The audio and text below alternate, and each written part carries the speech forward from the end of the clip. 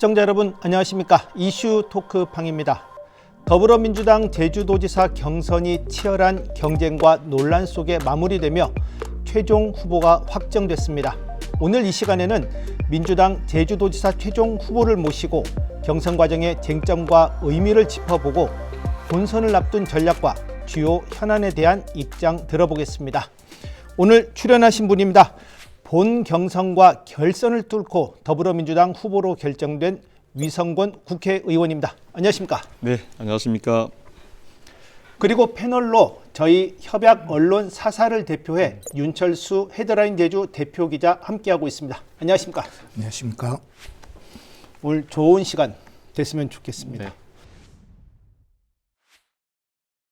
먼저 축하드립니다. 이번 더불어민주당 제주도지사 경선 너무 치열했습니다. 우선 최종 주자로 선정된 소감 먼저 한 말씀 좀 부탁드리겠습니다. 존경하는 제주도민 여러분, 사랑하는 더불어민주당 당원 여러분, 지지와 성원의 진심으로 감사드립니다. 승리의 기쁨보다는 무거운 책임감이 없습니다. 치열한 경선 과정을 함께해 주신 문대림 후보와 오영훈 후보께 진심으로 감사와 존경의 말씀을 드립니다. 도민들은 그리고 우리 민주당 당원들은 제주의 변화를 선택했습니다. 또한 제주의 통합, 민주당의 통합을 선택한 결과라고 생각합니다. 민생은 어렵고 경제는 힘듭니다. 자영업자는 눈물을 흘리고 있는 이 어려움을 돌파하고 제주의 새로운 혁신을 위해서 저 위성군을 선택해 주심에 대해서 진심으로 감사드리고 그 선택한 마음을 풀어드리기 위해서 최선의 노력을 다하도록 하겠습니다. 지켜봐 주시고 응원해 주십시오. 고맙습니다. 네, 감사합니다. 토요일 저녁에 결과를 듣고 가장 먼저 무엇을 했을까 궁금합니다. 저를 도와주시는 분들이 함께 TV를 보지 말고 혼자 보라고 하더라고요. 아, 혼자? 예. 네, 그래서 혼자 봤습니다. 캠프 안에 네, 별도의 공간 안에. 별도의 예. 공간에서 혼자 보고 예.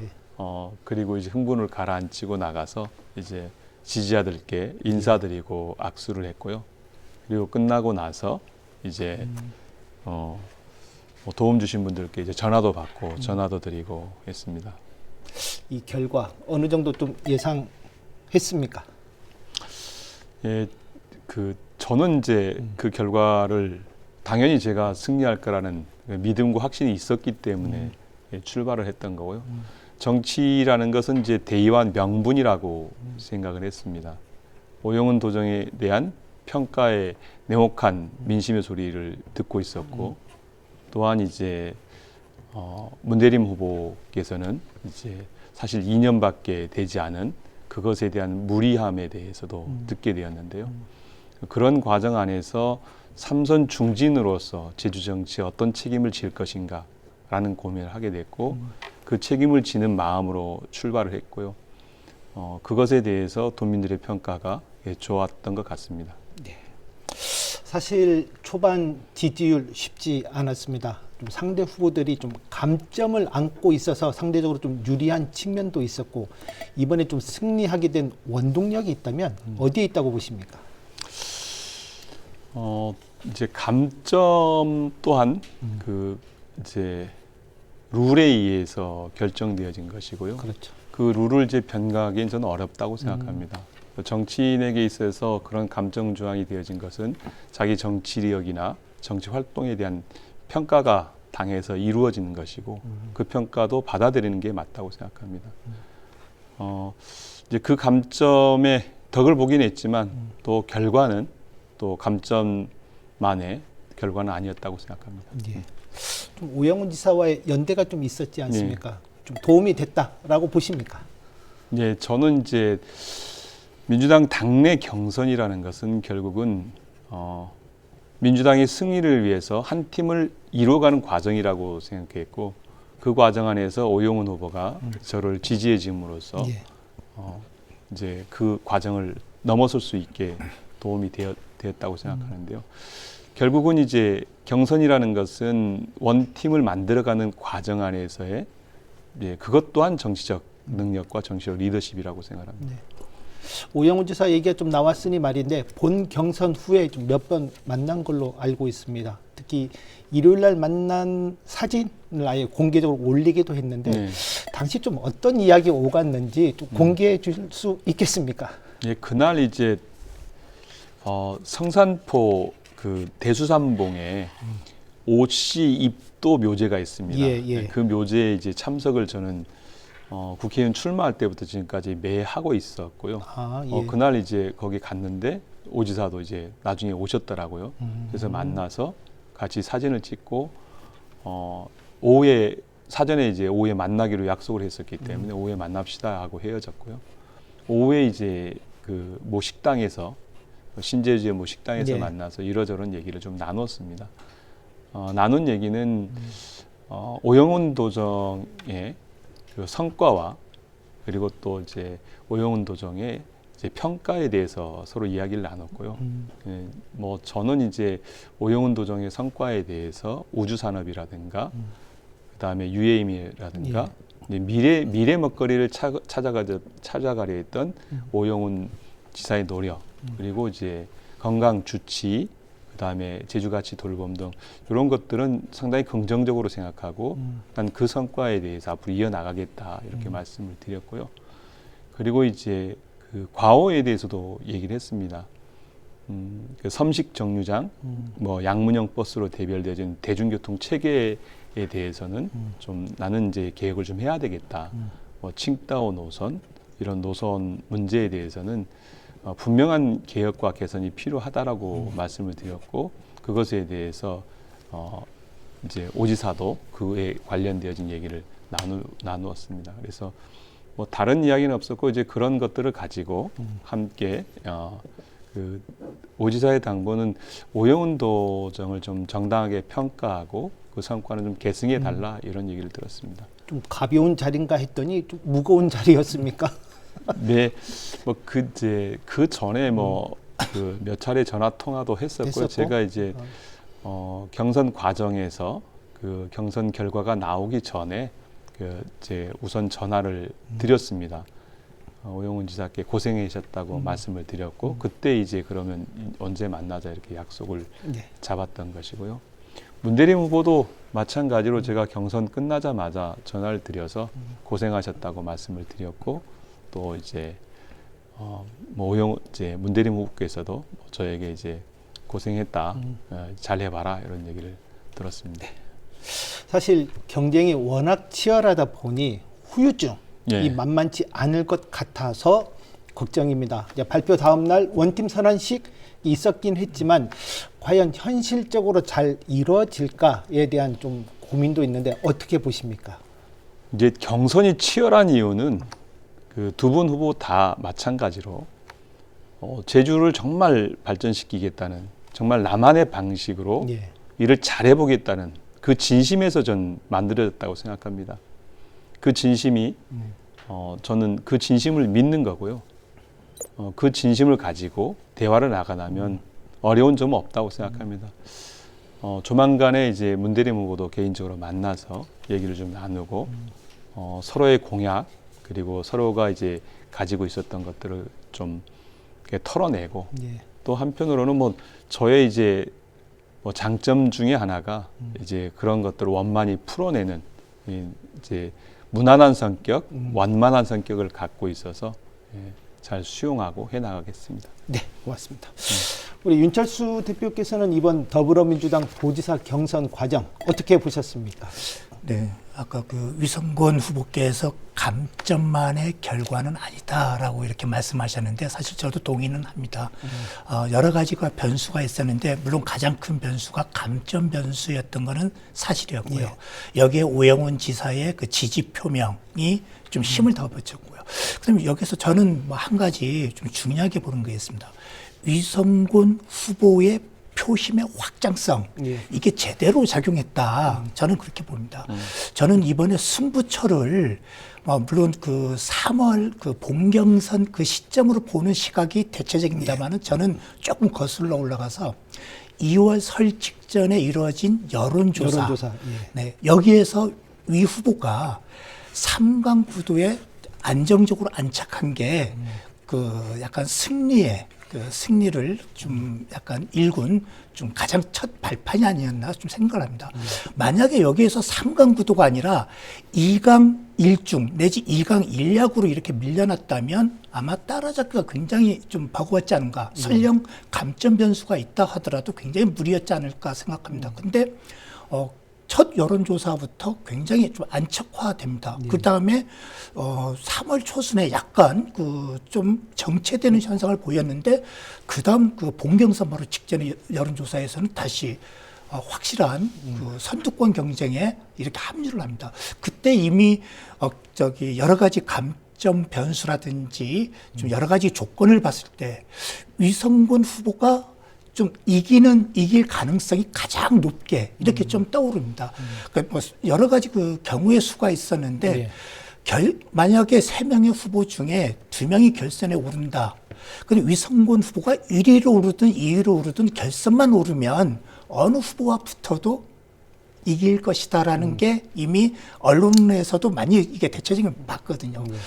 왜냐하면 위성군 의원 같은 경우에는 유일하게 무감점 2점을 갖고 이렇게 그렇죠. 좀 싸웠고, 그 다음에 그 다크호스로 이렇게 부상하면서 여론에 급속한 이렇게 지지세를 모으면서 상승세가 확인이 됐거든요. 이게 하나의 확장성으로 봅니다, 저는. 그래서 문대림 후보나 오영훈 지사 같은 경우에는 표의 확장성이 여론조사 때마다 약간 한계를 보였대 반해서 제한적이었죠. 위성군 후보는 좀 상승세를 보였다.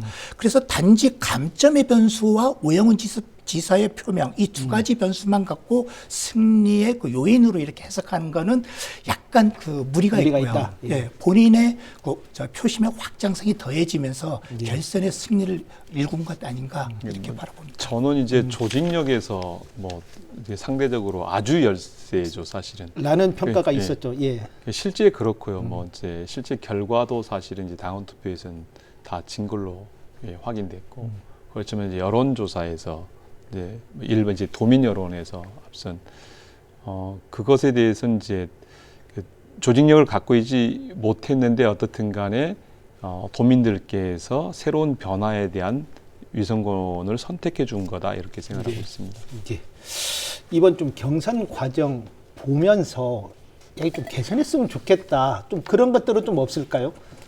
저는 뭐 좀 안타까운 그 약간 좀 쟁점화됐던 그 사건. 예. 하나는 그 1인 2투표제 그 논란이 있었고요. 예.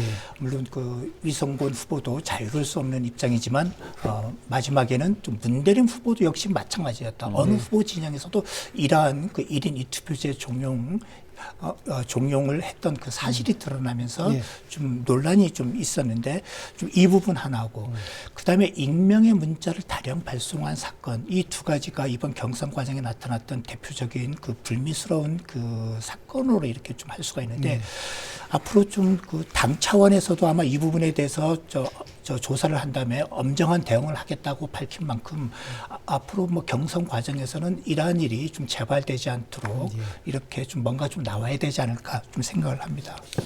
이 1인 2투표제가 제주만의 문제는 또 아니었던 것 같더라고요. 다른 지방도 이 같은 문제가 좀 네. 비슷하게. 예.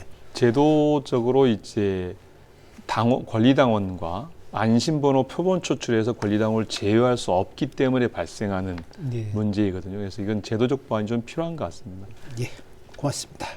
우리 뭐 경선 관련해서 위성군 후보께 뭐 좀 궁금한 사항이 있으면 좀 질문을 좀 해주시죠. 네, 저는 뭐 이번에 그 경선 과정을 좀 지켜보면서 좀 본선도 아니고 당내 경선임에도 불구하고 굉장히 좀 치열했다. 네. 그러면서 서로 좀 공세가 굉장히 격화된 측면이 없지 않아 있었는데 좀 그럼으로 인해서 후유증도 좀 적지 않을 것으로 봅니다. 좀 이번 이 과정 어떻게 좀 보시는지요?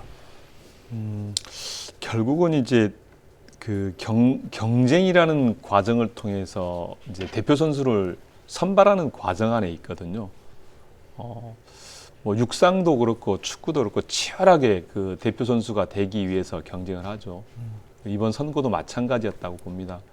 근데 나만의 방식으로 제주의 문제를 해결하겠다라는 진심에서 발로라고 생각하고요.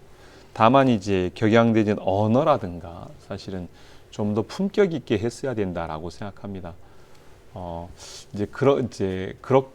그런 이제 품격 있는 언어를 사용하지 않음으로써 때로는 또 맡아도 뭐 약간의 흑색선전을 넣음으로써 결국 감정의 상처를 받게 만들고 그것이 서로를 격양되게 만들었는데요.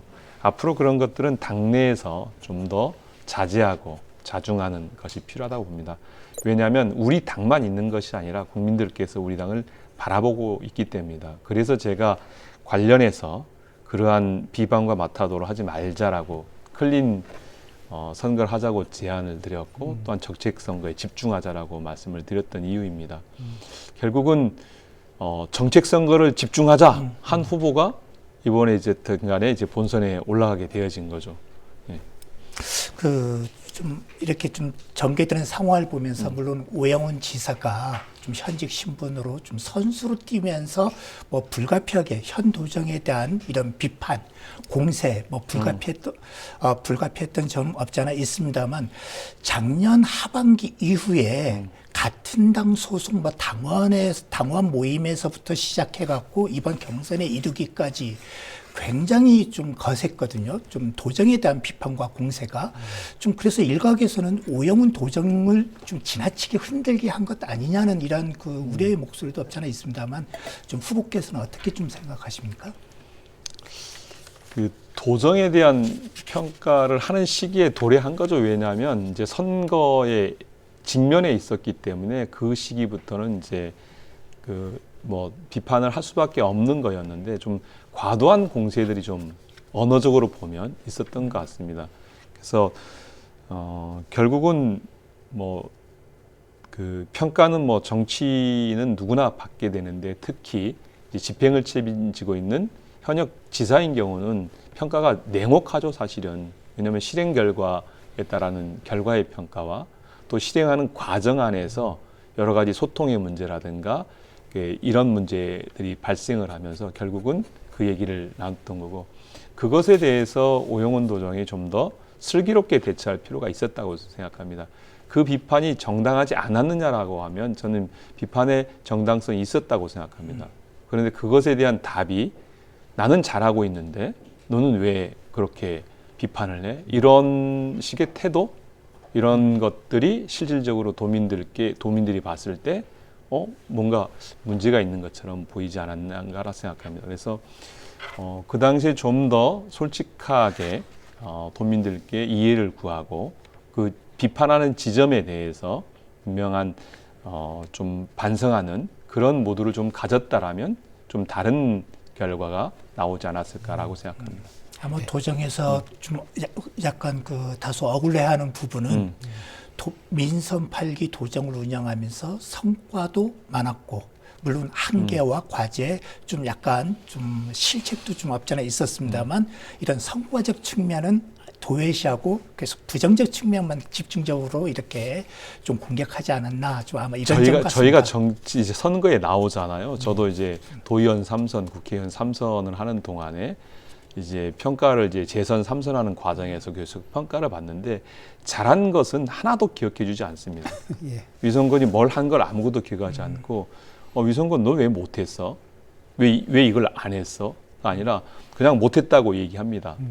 예, 결국은 왜냐하면 도민들은 그 성과에 대해서 도민들이 기억할 이유가 별로 없습니다. 사실은 내 삶이 불편한 것을 해소해야 되는 것이고 그럼 그 불편함에 대해서 불만을 제기하고 문제를 제기하면 그거를 겸허히 수용하고 자세가 겸허히 수용하고 그것에 대해서 어떻게 개선할 것인지를 말씀을 듣는 게 맞다고 봅니다. 그런데 나는 뭐 내 성과 있는데 왜 넌 자꾸 이 얘기만 해 이렇게 얘기하면 아니 그러니까 안 된다니까 그러니까 문제라니까 이렇게 지적하는 거죠. 예, 그 하나만 좀 더 이번 승부를 가른 그 여러 변수 중에 감점 변수가 굉장히 컸는데 네. 이 감점 변수와 관련해서 좀 상대 후보 진영에서는 위 후보가 막판에 이 감점을 반드시 적용해야 한다고 중앙당에 이렇게 좀 알린 것. 이 부분을 갖고 좀 약간 적절하지 못한 것 아니냐는 이런 좀 지적도 했거든요. 여기에 대해서는 어떻게 생각하십니까? 감점 조항은 이제 우리 이제 100조에 있는 조항인데요. 이재명 대통령께서 지난 총선이 끝나고 6월에 이제 그걸 개정한 사항입니다. 그 당시 제가 당헌 당규위원회에서 강령분과 위원장을 했던 시절인데요. 과거에는 이제 경선 불복에 대해서 10년간 출마 정지, 8년간의 마이너스 25% 조항이 있었습니다. 그거를 이거는 실제 경선을 불복하면 출마할 수가 없습니다, 제도적으로. 그러니까 이건 아무도 적용이 안 되는 조항이었던 거죠. 그래서 이거를 이제 당에서 개정을 한 거죠. 공천에 관해서 불복한 사항으로 의결되어지면 그것에 대해서는 10년 동안은 출마 금지, 그 다음에 이제 8년 동안은 25% 감점. 저는 그 룰을 그거를 저는 바꾸려고 하는 것 자체가 저는 룰 위반이라고 생각을 했습니다. 그러니까 이거는 이제 전국에 뭐 문대림 후보만 적용되는 조항이 아니고 전국에 제가 알기로 한 80여 명이 적용이 되는 조항이어서 제가 그렇게 하지 않았더라도 그 조항이 개정되기는 어려웠을 것이다라고 생각합니다. 네, 지금부터는 공약과 현안 좀 짚어보겠습니다. 이번에 출마하면서 뭐 대표적인 공약 뭐 여러 가지가 있을 건데 어떤 것들이 있는지 좀 소개를 부탁드리겠습니다. 예, 제가 공약을 좀 준비하라고 해서 좀 적어왔습니다. 예. 예. 제주의 가장 큰 위기는 경제가 멈춰 있다는 것입니다. 예. 청년은 일자리를 찾아 떠나고 자영업자는 버티기 어렵고 농어민은 제값을 받고 있지 못합니다. 저는 이 문제를 해결하기 위해서 출마를 했습니다. 제가 준비한 공약의 핵심 3가지가 있는데요. 좀 길지만 좀 들어주시기 바랍니다. 예. 첫 번째, 민생 경제를 살리겠습니다. 탐나는전을 실질적으로 강화해서 지역 안에서 돈이 돌게 만들겠습니다. 소상공인과 자영업자에 대한 금융, 행정 지원 체제를 바꾸고 골목 상권이 다시 살아나도록 하겠습니다. 도민이 체감할 수 있는 경제 회복을 만들겠습니다. 둘째, 청년이 돌아오는 제주를 만들겠습니다. 지금 청년이 제주를 떠나는 이유는 일자리, 주거, 그리고 미래에 대한 불안입니다. 저렴한 청년주택을 확대하고 창업과 미래산업 일자리를 만들어서 청년이 제주에서 꿈을 키울 수 있도록 하겠습니다. 떠나는 제주가 아니라 돌아오는 제주를 만들겠습니다. 셋째, 제주의 산업 구조를 바꾸겠습니다. 지금처럼 관광과 1차 산업에만 의존해서는 한계가 분명합니다. 제주의 바람과 햇빛을 활용한 재생에너지 산업, AI, 디지털 산업, 연구와 교육이 결합된 과학기술 기반 산업으로 키우겠습니다. 제주과학기술원과 같은 미래인재 플랫폼도 추진하겠습니다. 제주를 대한민국의 미래산업 전진기지로 만들어 가겠습니다. 또한 농어업도 반드시 살리겠습니다. 제주의 농축산물이 제값을 받을 수 있도록 유통체계를 혁신하고 생산자는 안정적으로 소득을 얻고 소비자는 믿고 구매할 수 있는 구조를 만들어 가겠습니다. 이것들을 통해서 제주의 새로운 변화를 만들어 가겠습니다. 이게 제가 준비한 제 공약입니다. 민생 경제, 그다음 청년 정책, 제주 예. 산업 예. 구조 크게 3가지를 통해 제주의 변화를 이끌겠다. 뭐 이런 공약을 제시해 주셨습니다. 우리 공약과 관련해서 좀 궁금한 사항 질문을 좀 아까 뭐 민생 경제 분야 이렇게 좀 나왔기 때문에 좀 연관해서 이렇게 좀 질문을 좀 드리고 싶은데 지금 중동 전쟁으로 인해서 좀 기름값이 폭등하면서 지금 제주 관광이 직격탄을 맞고 있다. 당장의 관광객 감소로 이어질 우려가 굉장히 커서 좀 제주 우리 관광업에 종사하시는 분들뿐만 아니라 우리 도민들의 걱정이 굉장히 큽니다. 좀 이것에 대한 혹시 뭐 공약은 뭐 별도로 없으신지요? 예, 관련돼서 입장도 발표를 했고요. 관련돼서 이제 지난번 국회에서 추경예산 심사할 때 관련되어진 예산 요청도 드렸는데 뭐 통과는 안 됐습니다만은 항공비 운임 지급이라든가 우리 제주 도민에 한해서 이제 유가 인상분에 따르는 그 비용 부담을 이제 정부가 좀 하도록 해야 된다 필요성에 대해서 말씀을 드렸고요. 관광객 관련되어서는 관광객 전체의 지원 예산이 필요하다.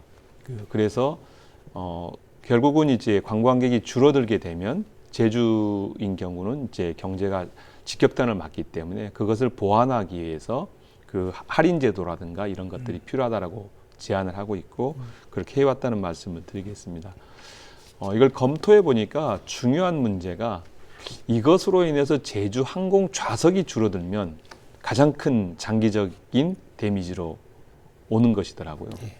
그래서 이제 국토부에 좌석에 대해서는 절대 이제 줄이지 않도록 하는 요청을 이제 장관께 드렸습니다.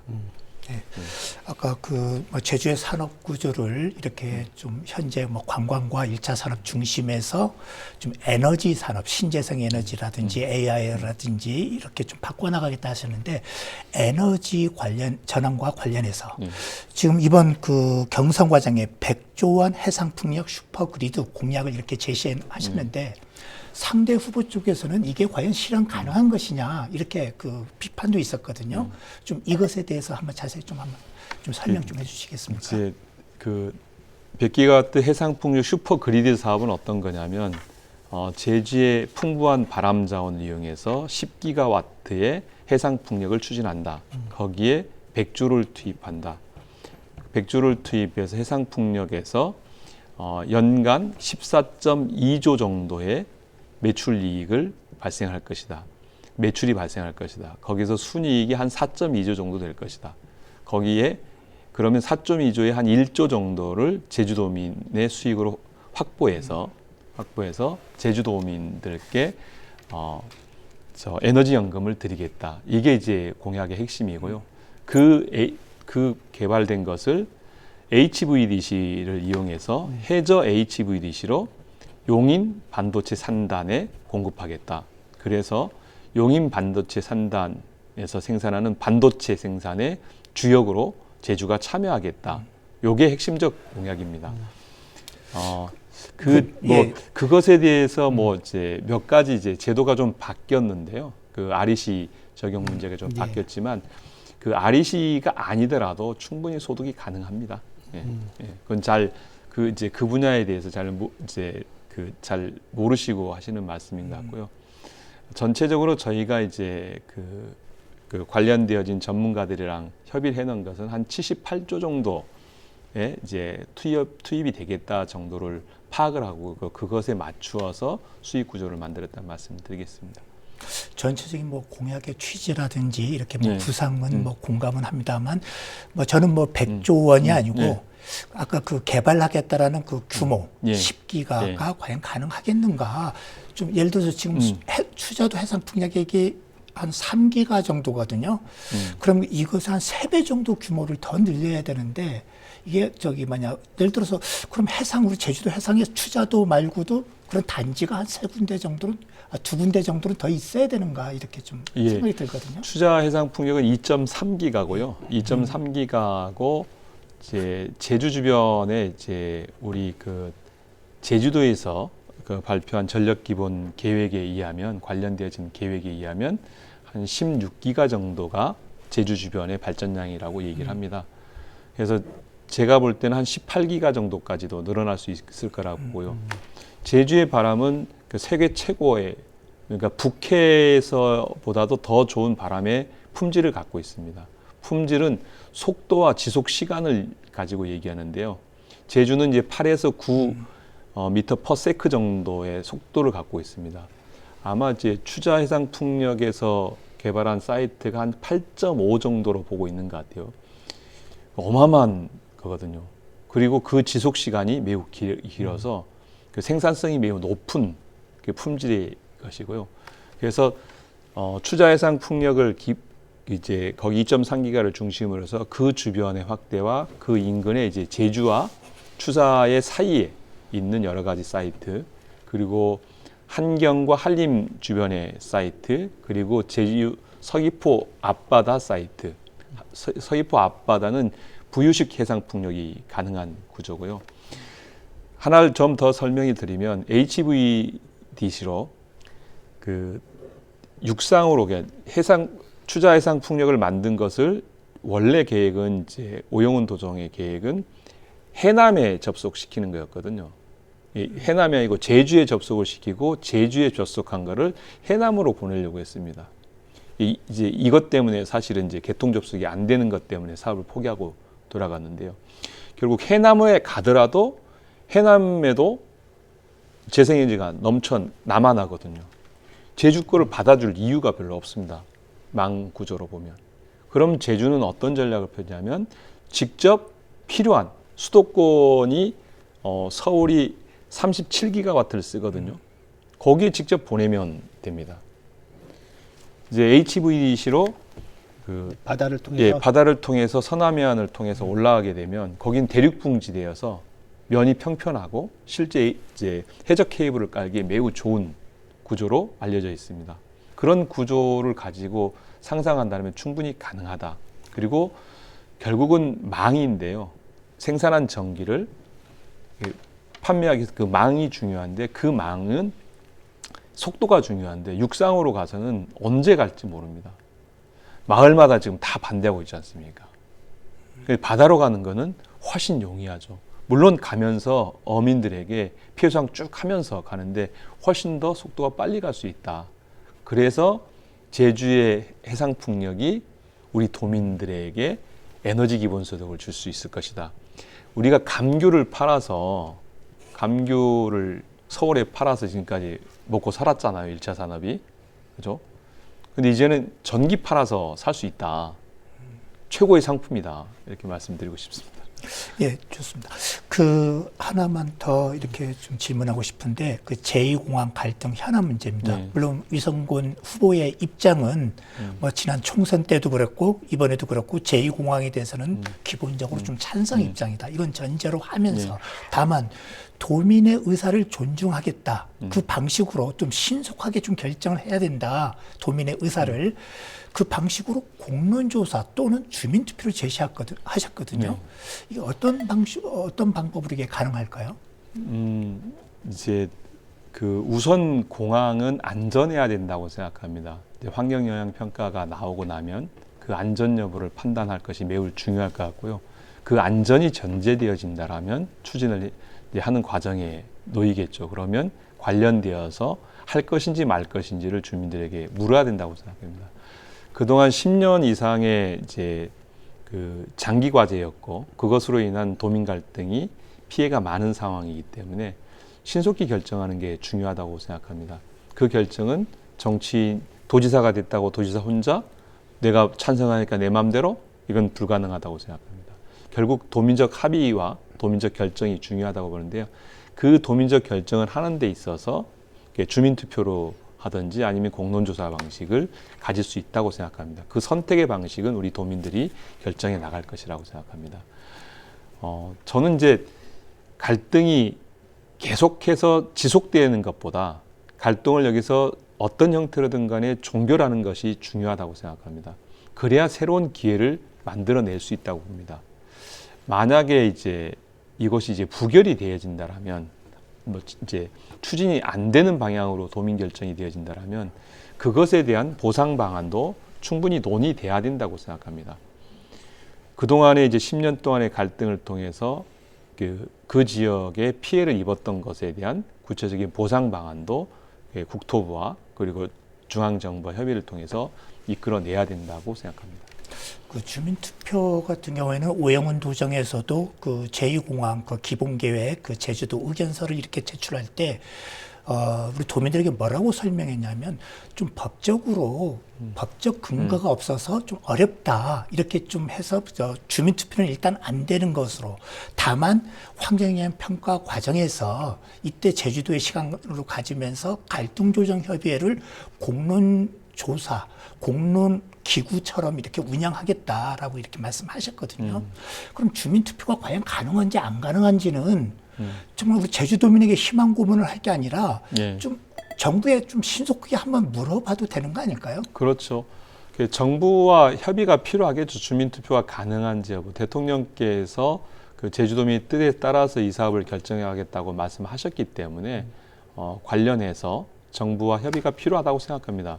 그래서 정부가 주민투표가 가능하다라면 가능한 거 그렇지 않다라면 다른 방법을 해야 되는 거죠. 근데 그것 때문에 미뤄두면 안 된다는 얘기를 드리는 겁니다. 네. 네. 다음은 좀 민선 8기 도정 이야기 나눠보도록 하겠습니다. 뭐 경선 기간 중에 민선 8기에 대한 뭐 공격 아닌 공격을 계속해서 이어가기도 했는데 위 후보께서는 전반적으로 민선 8기 도정에 대해서 어떻게 보고 있는지 이걸 확 바꿔야 한다고 보시는지 어떻습니까? 민선 8기 열심히 했고 그 나름의 이제 새로운 비전, 새로운 먹거리를 만들기 위해서 많이 뛰었다고 생각합니다. 또한 한계도 많았고 실패한 정책도 있죠. 네. 특징적으로 보면 미래 먹거리를 만들기 위해서 우주산업이라든가 UM이라든가 분산에너지 사업이라든가 저는 그거 적절하게 추진했다고 생각합니다. 시대의 조응에 맞춰서. 근데 그것이 도민들이 실질적으로 그 이익으로 돌아가지 않음으로써 또한 두 번째로는 그 일을 추진함에 있어서 도민과 함께하지 못한 문제가 있다고 생각합니다. 행정이 이제 성과를 내기 위해서 자기만 일을 한 거죠. 그러니까 도민들은 다 쳐다보면서 좀 뭐하냐 이렇게 된 거고요. 이제 그런 측면이 있었다고 봅니다. 성과가 있었음에도 불구하고 제대로 평가받고 있지 못한 이유라고 생각하고요. 과오라고 생각하면 이제 그 섬식 정류장, 양문형 버스 제도, 그 다음에 이제 버스 노선 체계 개편을 했거든요. 예. 그것에 대한 불만도 상당히 많습니다. 그게 함께 대중교통에 대한 불만으로 쏟아져 나온 거라고 생각합니다. 그래서 섬식 정류장 같은 경우는 이제 저는 이제 폐지해야 된다고 생각을 합니다. 그리고 이제 칭다오 항로 개설과 관련되어서 뭐 여러 가지 이제 뭐 이렇게 수출 확대라든가 아니면 이제 뭐 이런 교류 확대, 물류비 절감 이런 것들이 있지만 면밀하게 좀 분석되지 못한 것 같습니다. 도민들께서는 왜 그걸 하고 거기에 들어가는 비용을 왜 우리가 내야 되지? 이게 지속 가능하려면 시장에서 생존 가능한 구조여야 되는데 생존 가능한 구조로 되어 있지 않은 것 같습니다. 그래서 이제 그런 문제들이 있는 것 같고요. 그 다음에 상장기업 20개 유치. 예. 뭐 지난번 토론회에서 오 지사께서 뭐 이렇게 말씀하셨는데 실제 그렇게 상장기업 유치에 경제 정책을 집중하다 보니 상대적으로 우리에 있는 향토 기업들이라든가 스타트업 기업이라든가 벤처 기업들에 대한 투자는 이제 소홀해진 거, 정책에서 소외된 측면이 있습니다. 실제 만나봤더니 이제 그런 말씀들을 하시더라고요. 그래서 결국은 상장기업 20개도 실패했지만 우리 기업들까지의 성장을 만들어내지 못한 것, 이런 것들이 정책의 실패가 아닌가라고 생각을 합니다. 뭐 이제 15분 도시 사업도 의욕적으로 추진했지만 그 성과가 구체적으로 도민들에게 체감되지 못하는 거거든요. 이제 제가 볼 때 이제 뭐 개념도 모호하고 사실은 15분이 뭐 걸어선지 택시를 타선지 버스를 타선지 뭔지가 없는, 그래서 그냥 오히려 그런 것들을 15분 도시라는 이제 타이틀이 아니라 뭐 도심 재생 사업이라든가 이런 형태, 생활권 사업이라든가 이런 형태로 만들어서 했으면 훨씬 더 낫지 않았을까. 근데 그것에 대한 그 평가들이 좀 부정적으로 저는 하고 있습니다. 이어서 좀 질문 드리려고 그랬는데 좀 실패한 정책, 폐기한 정책 무엇이냐 좀 여쭤보려고 그랬는데 아까 그 답변하신 게 이제 그걸로 보면 되는 거죠. 섬식, 칭다오, 그 다음에 상장기업, 15분 도시. 그럼 칭다오 노선은 이거는 앞으로 좀 폐지해야 한다 이렇게 보시는 겁니까? 칭다오 노선은 저는 이제 지금 구조로는 지속 가능한 구조가 되지 못한다. 이걸 언제까지 제주도정에 지금 어려운 그 세수 과정에서 세금을 투여해야 되는지 저는 이제 좀 용납하기 어렵지 않는가. 그리고 정서적으로 도민들께서 정서적으로 이제 안 맞는 부분이 있는 것 같습니다. 예. 좀 반대로 좀 민선 8기에서 추진했던 정책 중에 좀 계승해야 할 정책, 발전해야 할 정책 있다면 어떤 게 있겠습니까? 미래 먹거리를 찾는 사업은 계속 추진을 해야 된다고 생각을 합니다. 저는 이제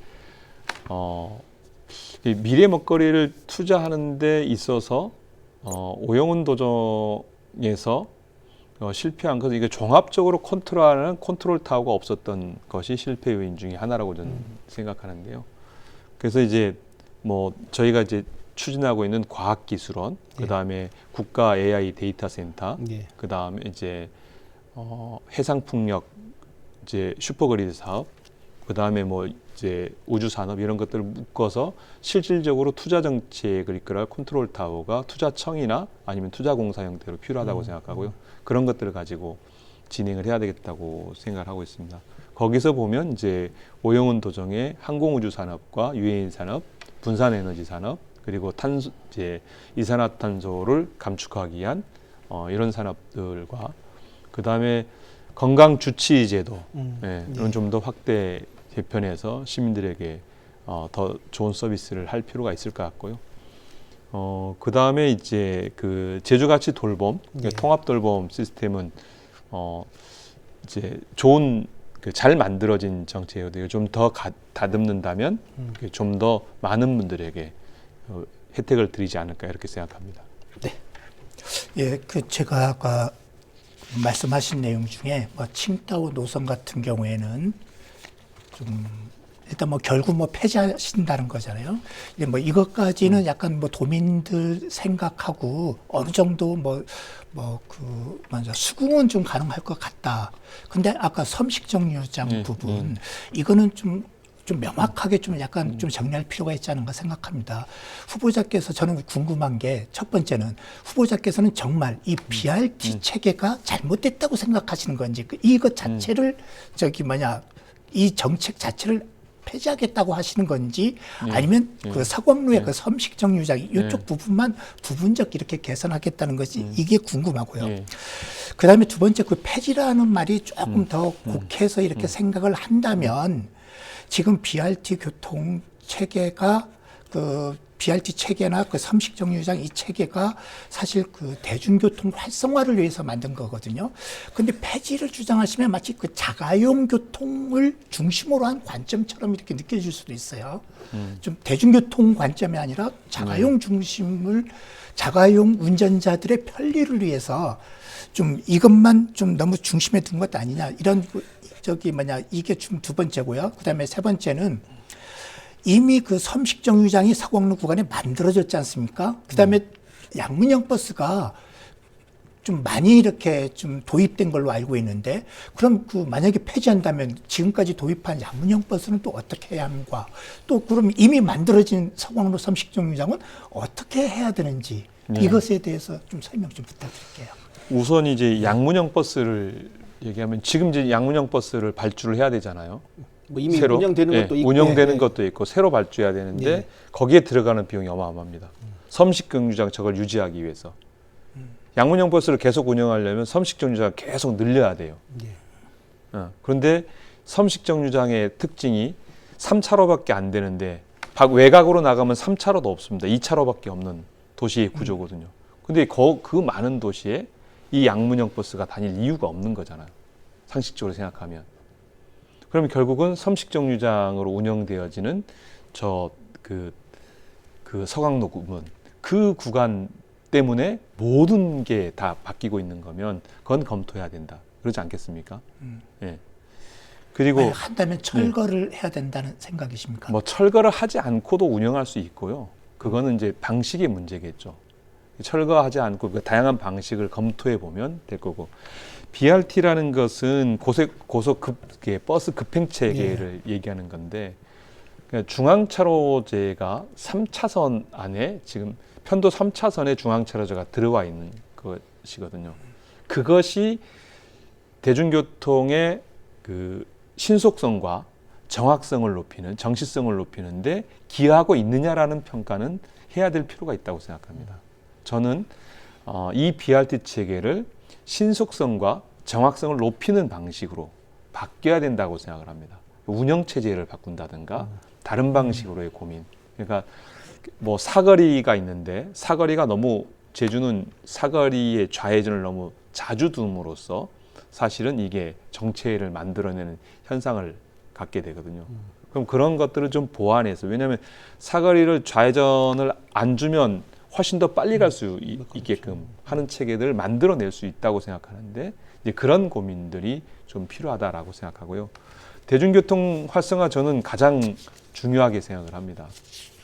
그러니까 급행 체계는 급행 체계대로 지점과 지점, 거점과 거점은 신속하게 정확하게 다니도록 만드는 게 첫 번째고요. 두 번째로는 요번에 이제 제가 아라동도 가고 뭐 노영도 봤더니 이제 도의원 후보들이 이제 마을 버스를 만들겠다 공약을 하고 계시더라고요. 마을마다 다 그 공약을 하십니다. 왜냐하면 마을에 버스가 있었으면 좋겠는데 이런 요구가 많은데 우리는 마을 버스가 없잖아요. 그죠? 대중교통 체계에 마을 버스가 없습니다. 이게 순환해서 돌아오질 않아요. 이게 한번 가면 어디 갔다 오는지 모릅니다. 그러니까 결국은 이용객들이 불편한 거죠. 그래서 저는 이제 도심 내 마을형 순환버스를 만들어야 되겠다. 뭐 노형으로 이제 얘기하면 이제 노형, 연동 이렇게 묶어서 얘기하면 도청 앞으로 해서 뭐 이제 그 지역만 네, 그 지역에서 이제 노형 노탈이 들려서 노형 아파트까지 이렇게 한 바퀴 이렇게 도는 시스템 만든다면 이거를 타고 상업 활동도 하고 그다음에 출근도 할 수 있는데 지금은 그런 구조가 안 되니까 실제 대중교통을 타고 출근할 수 없는 구조 아닙니까? 왜냐하면 아파트에 사람은 살고 생활권은 별도로 분리되어 있는데 이 공간을 연결해 주지 않는 제도를 운영하기 때문에. 세 번째로는 이제 택시를 좀 더 공공적으로 이용할 수 있게끔 택시 역할을 좀 더 강화시키는 정책이 필요하다고 봅니다. 그래서 저는 급행 그리고 이제 순환버스 그리고 택시 삼각망 체제를 잘 갖춰야 된다고 생각합니다. 읍면적인 경우는 이제 엄청나게 심하거든요. 읍면적에 가면 이제 지선버스가 1시간 반에서 2시간 단위로 있습니다. 동네가 저 조천 어디시잖아요. 거기 마을 올라가는 버스가 한 1시간 반이나 2시간 만에 여기 있을 건데요. 결국 그 버스를 타고 누가 생활하겠는가? 아무도 생활하지 않는 거죠. 그러면 조천읍 지역에 아니면 구자 한동 지역에 구자 지역을 두 블록으로 나눠서 순환버스를 20-30분 단위로 돌게 만든다면 그 버스를 이용하는 사람이 늘지 않겠습니까? 이제 그렇게 순환버스를 만들고 택시는 이때 택시가 운영되지 않습니다. 그러니까 한동이 고향이시죠. 네, 출신이죠. 한동 출신이죠. 예. 한동에서 이렇게 뭐 그러니까 이제 읍사무소 있는 데까지 나오는데 택시가 없습니다. 읍사무소에서 시내까지 나오는데도 택시가 없어요. 그런데 택시는 많습니다. 실제 운행을 안 해서 그렇지. 그런데 거기에 이제 택시를 일정 정도 보조를 통해서 택시가 상시적으로 운영할 수 있는 체계를 만들겠다.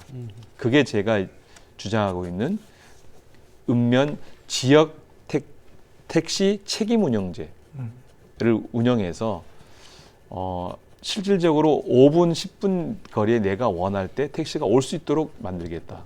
그래서 읍면 지역의 이동권을 보장하는 것을 주요 정책으로 지금 공약하고 있다는 말씀을 드리겠습니다. 네, 알겠습니다. 이제 본선입니다. 제주도지사 선거는 더불어민주당, 국민의힘, 진보당 그리고 무소속까지 나온다면 이제 4파전 양상을 보일 것으로 예상되고 있습니다. 이번 지방선거가 주는 의미 어떻게 보십니까? 이번 지방선거는 제주가 처해 있는 위기를 탈출하는 더군다나 중요한 것은 구조적인 위기를 어떻게 탈출할 것인가에 있는 시기라고 봅니다. 예. 세계적으로 이제 문명사가 바뀌고 있는 거거든요. AI 문명으로 바뀌고 있고 에너지가 이제 탈탄소에서 탄소 사회에서 탈탄소 사회로 바뀌는 문명의 전환기 있고 이재명 정부가 출범해서 새로운 미래 문명의 사회적 대전환을 추진하는 과제안이 있는데요. 그 과제안에 제주가 올라탈 것인가 말 것인가라고 생각합니다.